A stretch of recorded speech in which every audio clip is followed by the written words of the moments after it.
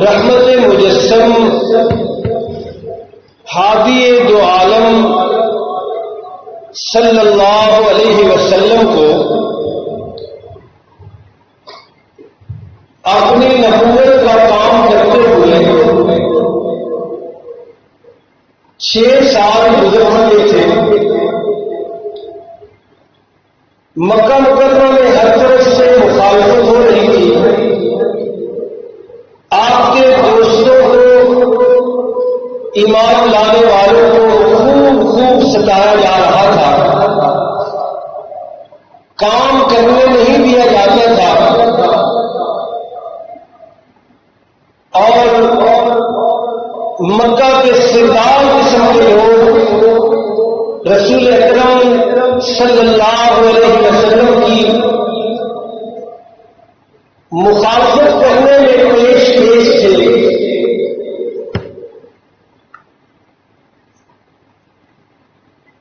ان میں سے ایک نمایاں نام تھا خطاب کے بیٹے عمر کا، کھل کر مخالفت کرتے تھے اور اعلان اپنے ذہن کا اظہار کرتے تھے کہ میں یہ کام چلنے نہیں دوں گا۔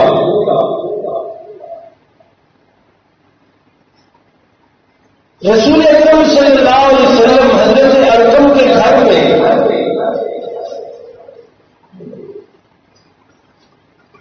واضح تبلیغ اور سارے سلسلے وہاں اللہ کے حکم سے بیٹھ کر جاری رکھے ہوئے تھے۔ صحابہ کرام رضوان اللہ علیہ اجمعین جو چند وقت مسلمان ہوئے تھے، وہ سنا کرتے تھے کہ نبی اکرم صلی اللہ علیہ وسلم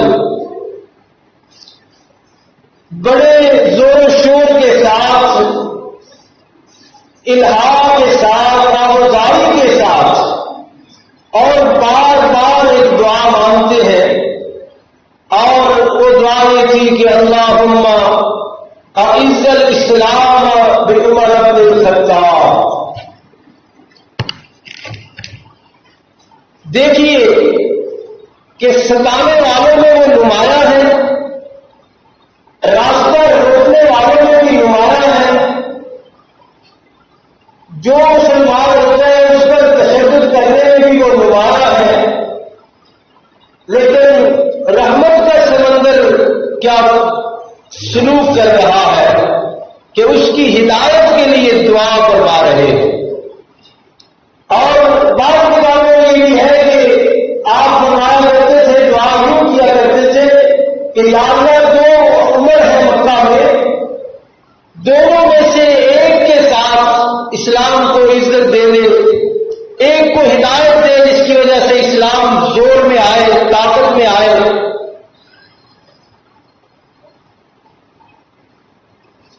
آپ صلی اللہ علیہ وسلم کی دعا مانگ رہے ہیں، اور عرش والے نے ایک کے حق میں یہ دعا قبول فرمائی، اور حضرت عمر بن خطاب رضی اللہ عنہ مسلمان ہو گئے۔ اسلام لانے کا واقعہ آج ہم نہیں پڑھیں گے، لیکن یہ دیکھیے کہ فرش پر اللہ کا حبیب کسے مانگ رہا ہے، نام لے کر اللہ کے حبیب، اللہ کے پیارے محمد مصطفیٰ صلی اللہ علیہ وسلم کسے مانگ رہے ہیں؟ بولیے، عمر کو۔ اور فرش سے یہ دعا عرش پہ پہنچی تو عرش والوں نے دو عمروں میں سے کس عمر کا انتخاب کروایا؟ عمر بن خطاب رضی اللہ عنہ کا۔ تو آپ دیکھیے کہ آپ رضی اللہ عنہ محمد کریم صلی اللہ علیہ وسلم کے بھی انتخاب ہے، اور عرش والے کا بھی انتخاب ہے، اور یہ انتخاب بھی ایسا ہے کہ واقعتاً انتخاب لاجواب ہے۔ حضرت عمر مسلمان ہوتے ہیں، مکہ میں کیا ہوا، یہ سارا آج ہم نظر کرتے ہوئے مدینہ منورہ کے چند واقعات جو آپ کی فضیلت کے لیے ایک بہت بڑا ثبوت ہے، وہ بڑے وقت کی نظافت کو بھی پیش نظر رکھیں گے. اور وہ یہ ہے کہ ایک دفعہ نہیں، آپ کا جو اصل دور میں کرنے وہ یہاں سے شروع ہوتا ہے کہ ایک دفعہ نہیں بارہا ایسا ہوا، اور بعض علماء نے 22 دفعہ لکھا ہے. 22 دفعہ ایسے ہوا کہ اللہ کے اس انتخاب لاجواب نے فرش پر جس رائے اور جس تمنا کا اظہار کیا، رب العالمین نے عرش سے وہی رائے وہی تمنا قرآن پر آ کر اتاری. ایک دفعہ نہیں ہوا، تقریباً 22 مرتبہ ایسا ہوا. دوسرے انداز سے سمجھیے کہ قرآن حکیم کے 22 مقامات ایسے ہیں جو حضرت عمر بن خطاب رضی اللہ عنہ کی رائے کے موافق اترے، کہ اللہ کے اس انتخاب لاجواب نے رسول اللہ صلی اللہ علیہ وسلم کے سامنے رائے رکھی کہ میری رائے میرے آقا ایسی ہے، میری تجویز یہ ہے. تو اللہ نے اپنے انتخاب کی رائے کے ساتھ یوں تائید بھیجی کہ قرآن بنا دیا. پہلا مقام حضرت عمر رضی اللہ عنہ فرمانے حضرت کہ اللہ کے رسول میرا دل چاہتا ہے کہ یہ جو مکہ مکرمہ کے ساتھ مقام ابراہیم ہے نا، جہاں حضرت ابراہیم علیہ السلام کے پاؤں مبارک کے نشانات ہیں، وہاں اس جگہ کو ہم نماز کی جگہ بنائیں، مصلی بنائیں، جائے نماز بنائیں، وہاں نماز پڑھی جائے. حضرت عمر رضی اللہ عنہ یہ رائے دے رہے ہیں فرش پہ بیٹھ کے اللہ کے پیغمبر صلی اللہ علیہ وسلم کو. تو اللہ نے قرآن مجید بنا کے بھیجا، فرمایا واتخذ اللہ من مقام ابراہیم مصلی.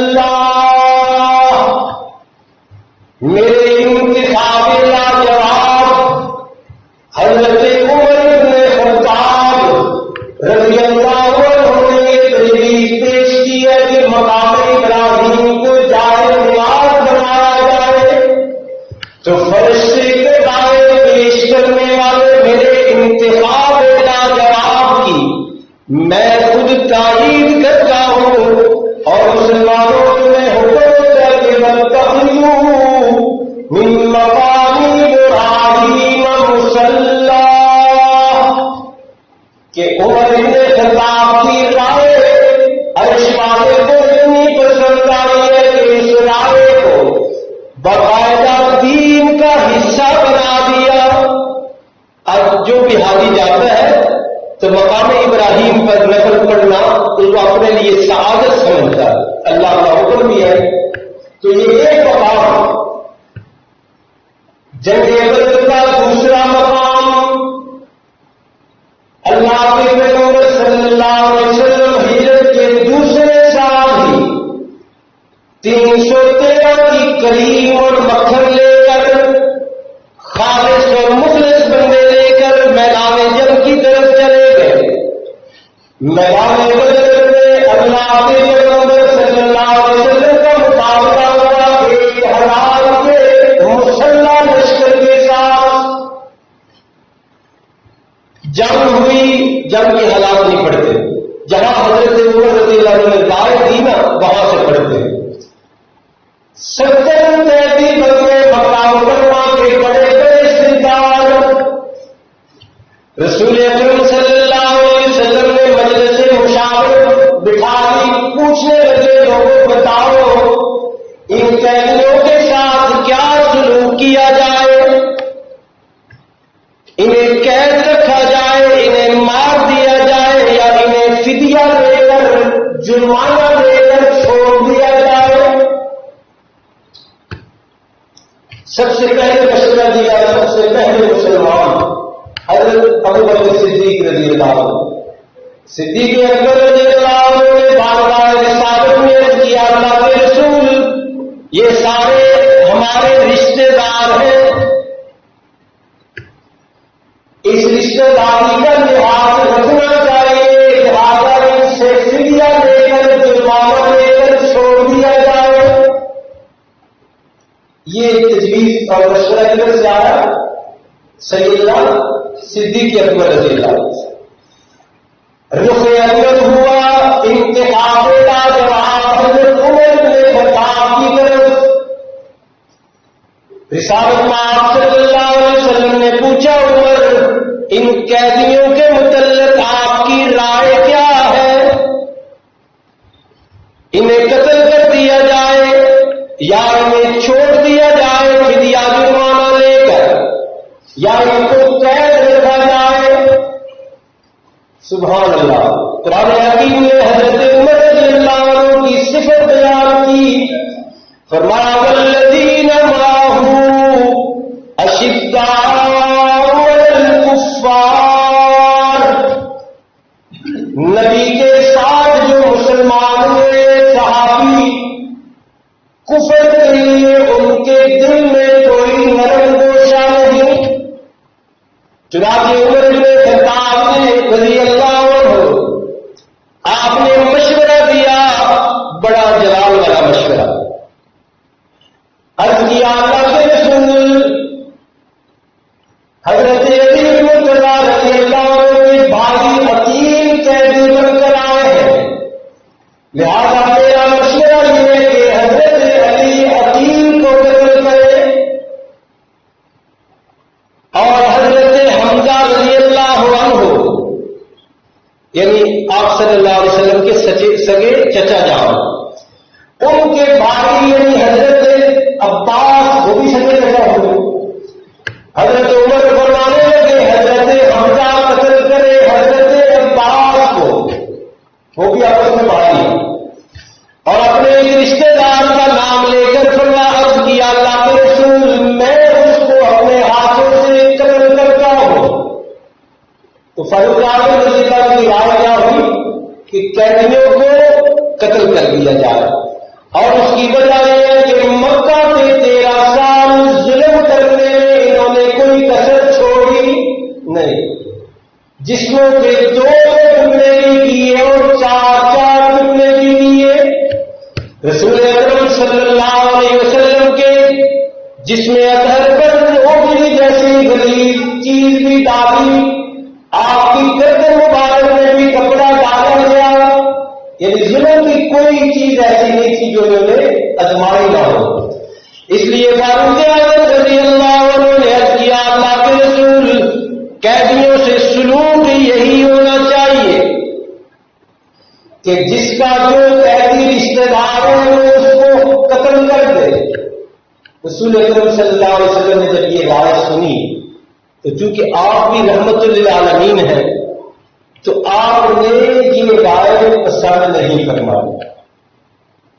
یہ بڑا اہم نکتہ ہے. فاروق اعظم رضی اللہ عنہ کی شخصیت کو نمایاں کرنے کے لیے اللہ کی نظر میں آپ کا کیا مقام تھا یہ واقعہ قرآن کا سمجھیے. صدیق اکبر رضی اللہ عنہ کی رائے تھی کہ جرمانہ لے کر چھوڑ دیا جائے. فاروق اعظم رضی اللہ عنہ کی رائے تھی کہ جس کا جو رشتے دار ہے وہ اس کو قتل کرے. رسول اللہ صلی اللہ علیہ وسلم نے پسند فرمائی رائے صدیق اکبر کی. آپ نے فرمایا ٹھیک ہے ایسا کرتے ہیں، ان کو کچھ جرمانہ وغیرہ کہتے ہیں، جرمانہ لے کے تو ان کو چھوڑ دیا جائے. سبحان اللہ. اور یہ ایسے ایسے سردار تھے اور یہ سارے ہی قریشی بہادر جوان تھے، جو مسلمان ہوئے وہ بھی اور جو نہیں ہوئے تھے وہ بھی. ان کو دیکھا کہ حضرت سودا رضی اللہ عنہا ام المومنین ہے، انہوں نے ایک شعر پڑھا جو ان کی غیرت کے ساتھ ٹکرایا تھا. آپ نے فرمایا کہ ایک عزت والے بندے کی طرح وہاں میدان میں مرے کیوں نہیں تم، رضیوں اور ذلیوں کی طرح قید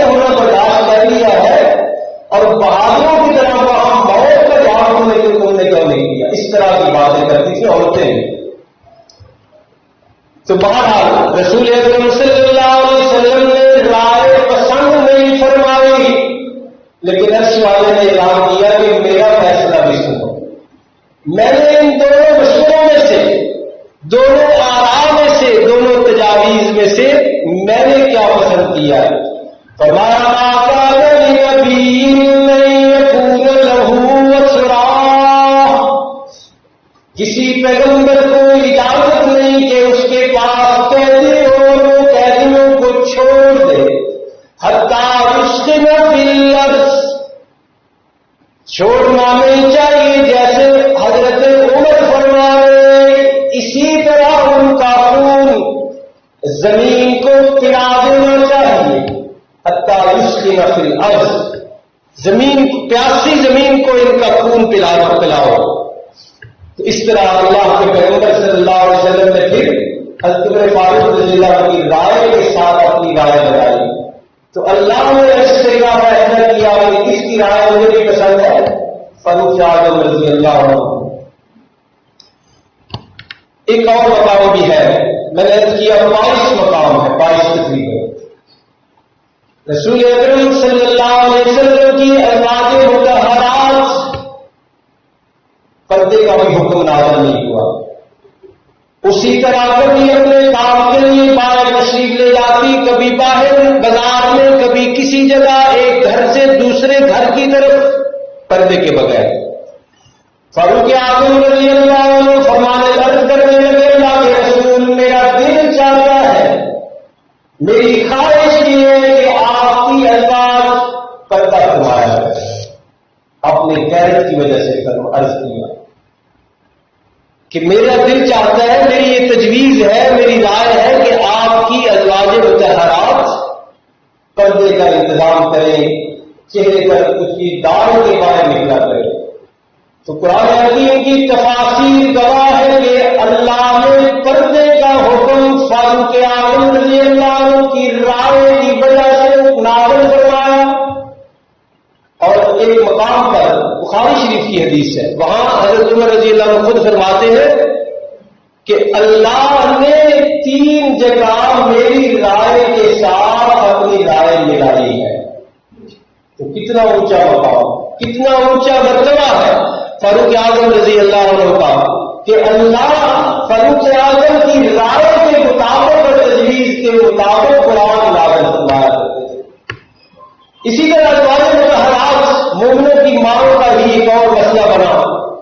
کچھ وہ سوچنے تھی نا آپس میں، تو کچھ مسئلہ پیدا ہوا، کچھ نے کچھ پر رشک کا اظہار کیا، تو فاروق اعظم نبی پاک صلی اللہ علیہ وسلم رنجیدہ خاطر ہوئے، آپ کو اچھا نہ لگا، یہ عورتیں ہیں، یہ عورتوں کی طبیعت ہے، انہوں نے کرنا ہی ہوتا ہے، سوکن کے ساتھ کبھی بھی راضی کچھ نہیں ہوتی۔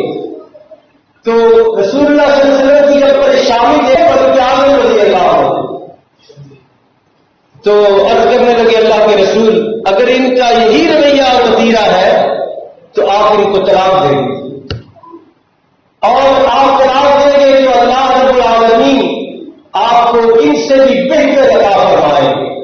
قرآن حکیم نے اللہ نے عرش سے فاروق اعظم رضی اللہ عنہ کی یہ رائے اور تجویز بھی قرآن بنا کر بتائی۔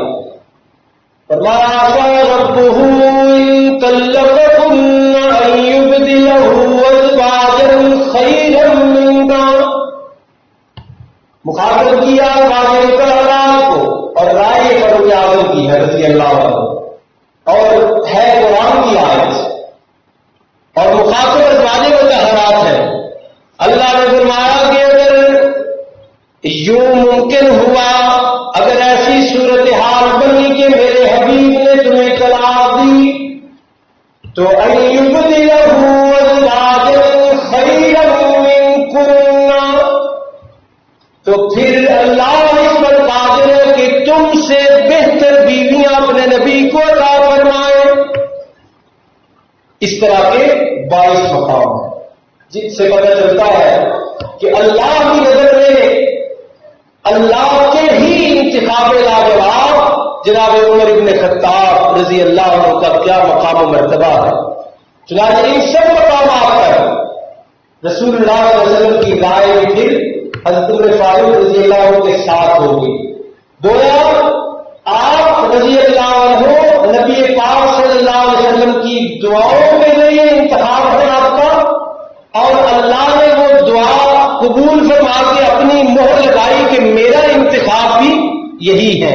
اور 22 مقام قرآن کے آپ کی رائے کے مطابق اتار کے یہ بھی اعلان کر دیا کہ جو رائے عمر کی وہی رائے میرے پیغمبر کی، اور جو رائے میرے پیغمبر کی اور میرے عمر کی وہی رائے عرش پر مجھ اللہ کی. یہ ہے مقام و مرتبہ فاروق اعظم رضی اللہ عنہ کا. احادیث میں آپ کے بارے میں رسول اللہ صلی اللہ علیہ وسلم نے کافی سارے فضائل بیان کیے. ایک حدیث مشہور ہے، آپ نے فرمایا کہ لوگوں اگر میرے بعد کسی نے نبی بننا ہوتا تو اس کے صحیح حقدار اور اہل وہ حضرت عمر بن خطاب سے رضی اللہ عنہ. دیکھیں نا، جن کی رائے پر اب قرآن اتر رہا، جن کی رائے پر قرآن کے 22 مقام اترے ہیں، ان کے بارے میں اللہ کے نبی فرما رہے ہیں کہ اگر سلسلہ نبوت کا چلتا ہوتا، میں خاتم النبیین نہ ہوتا، نبی آنے ہوتے، تو فاروق اعظم رضی اللہ عنہ اس بات کے اہل تھے کہ آپ کو اللہ نبی بنا دے. ایک حدیث پاک ہمیشہ یاد رکھیے، رسول اللہ صلی اللہ علیہ وسلم نے فرمایا لوگوں یہ خاص فضیلت ہے سیدنا فاروق اعظم رضی اللہ عنہ، کسی اور کو حاصل نہیں، اور اتنی بڑی فضیلت ہے کہ اس کی عظمت و بلندی کا اندازہ نہیں آپ کر سکتے. آپ نے فرمایا کہ قیامت والے دن پوری نسل انسانی میں سے اولین و آخرین، انبیاء، اولیاء، صفحاء، اصفیاء، اتقیاء، اول آخر سارے جمع ہوں گے، نبی بھی جمع ہوں گے، خود سرور کائنات صلی اللہ علیہ وسلم بھی وہاں جمع ہوں گے. اور آپ نے ہی ارشاد فرمایا ہے کہ ایسے موقع پہ حضرت عمر رضی اللہ عنہ پہلے بندے ہوں گے، واحد بندے ہوں گے، اللہ جن سے مصافحہ فرمائے، اللہ جن سے سلام لے گے، جس کو کہتے ہیں سلام لینا، ہاتھ ایسے بڑھا کے. اور آپ صلی اللہ علیہ وسلم کے اسی ارشاد کا اگلا حصہ یہ ہے کہ اللہ رب العالمین نے فاروق اعظم رضی اللہ عنہ کا دست مبارک ایسے پکڑا ہوا ہوگا اور خود ہاتھ پکڑ کر اللہ اپنے اس انتخاب لاجواب کو جنت میں داخل فرمائے. یہ ہے فاروق اعظم رضی اللہ عنہ جن کے مقام و مرتبہ احادیث قرآن ساری بیان کر رہی ہیں. رسول اللہ صلی اللہ علیہ وسلم معراج کی رات تشریف لے کے جب تو جنت کی سیر کی تو وہاں ایک بہت بڑا پہاڑ دکھایا گیا آپ کو. تو آپ نے پوچھا جبریل امین سے جو گائیڈ کی حیثیت سے ساتھ تھے کہ یہ محل کس کا ہے، تو بتایا گیا کہ یہ آپ کے صحابی، آپ کی مراد، یہ مشہور جملہ ہے کہ سارے صحابہ نبی کے مرید ہیں، اور 1.5 لاکھ صحابہ میں سے ایک واحد حضرت عمر ابن خطاب ہیں جو مراد رسول ہے. مراد رسول ہے کہ اللہ سے مانگ کر نام لے کر مانگا گیا ہے. تو آپ کو بتایا گیا کہ یہ محل آپ کے اس عظیم خلیفہ اور عظیم انسان اور عظیم صحابی رسول کا ہے. فاروق اعظم رضی اللہ عنہ کو 27 سال کی عمر میں یہ مسلمان ہوئے. 27 سال کی عمر میں نوجوانی کا ایک جوبن بالکل ہوتا ہے جوانی کا، اور جس طرح مسلمان ہوئے وہ واقعہ آپ سنتے رہتے ہیں.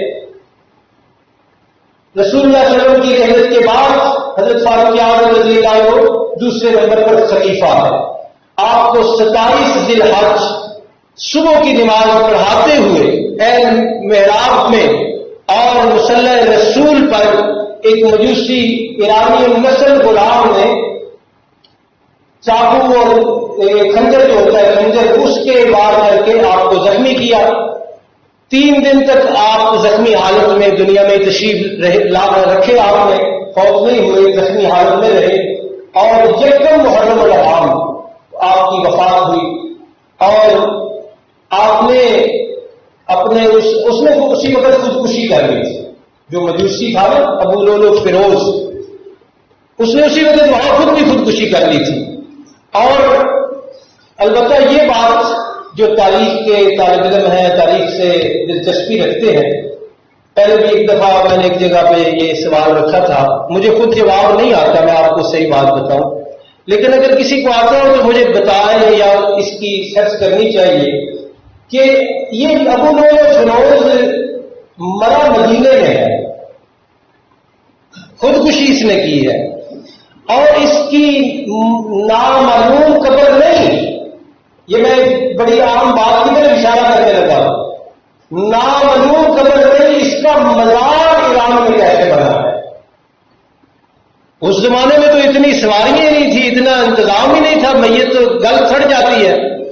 لیکن یہ سوال میں آپ کے ذہن میں اس لیے بٹھانا چاہتا ہوں، جواب واقعتاً مجھے بھی نہیں ملا کہ یہ مدینہ سے اسے ایران کون لایا ہے مردہ حالت میں، اور یہاں آگے مزار دربار اور اس کا سارا کچھ یہ جس نے بنایا ہے وہ تو ڈھکے چھپے نہیں ہیں، جو اس کی آج بھی زیارتیں اور دیدار کرنے کے لیے یہاں سے بھی جاتے ہیں وہ ڈھکے چھپے نہیں. لیکن وہاں سے یہاں لایا اس کو کون ہے؟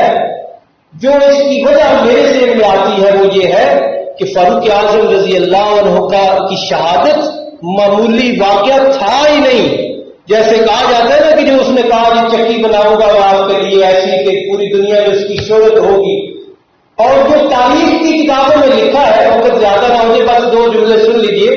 تاریخ کی کتابوں میں لکھا ہے کہ فاروق اعظم رضی اللہ عنہ سے اس نے کہا کہ جناب میرے فلاں فلاں جو آقا ہے نا مجھ سے ٹیکس زیادہ لیتے ہیں. تو آپ نے پوچھا کہ تو کون کون سا فن جانتا ہے؟ تو اس نے کہا جی میں فلاں فلاں کام کر سکتا ہوں. اس کے جواب میں آپ رضی اللہ عنہ نے فرمایا کہ اتنے فن تجھے آتے ہیں تو ان فنون کے ہوتے ہوئے یہ مزدوری کوئی زیادہ نہیں، یہ جو جرمانہ یا ٹیکس تجھ سے وصول کیا جاتا ہے نا یہ زیادہ نہیں. تاریخ کہتی ہے کہ اتنی بات سے یہ مشتعل ہوا ہے، لیکن کیا آپ کی عقل مانتی ہے؟ میری سوچ میں تو یہ نہیں آتی کہ اتنی بات سے اتنا بڑا یہ اس کو غصہ لگا کہ فاروق اعظم رضی اللہ عنہ جیسی عظیم شخصیت پر اس نے حملہ کر دیا. پھر وہ خنجر جو زہر آلود ہے، زہر میں بھجا ہوا ہے، وہ بھی سازش کی اطلاع دے رہا ہے. اور سب سے اہم نقطہ یہ ہے کہ مدینہ سے اس مردے کو لایا کون ہے یہاں اور کیوں لایا گیا ہے. یہ ساری باتیں اس لیے رکھی ہیں تاکہ آپ محسوس فرمائیں، آپ کو معلوم ہو کہ عثمان غنی رضی اللہ عنہ کی شہادت کے پیچھے بھی کون ہے اور فاروق اعظم رضی اللہ عنہ کی شہادت کے پیچھے بھی کون ہے اصل میں. اور وہ وہی ہیں جو آج بھی اپنا مذہبی فریضہ سمجھتے ہیں حضرت ابو بکر رضی اللہ عنہ، حضرت عثمان غنی رضی اللہ عنہ اور حضرت عمر رضی اللہ عنہ کو گالی دینا، جن کا مذہبی فریضہ ہے یہی ان ساری شہادتوں کے ذمہ دار ہیں.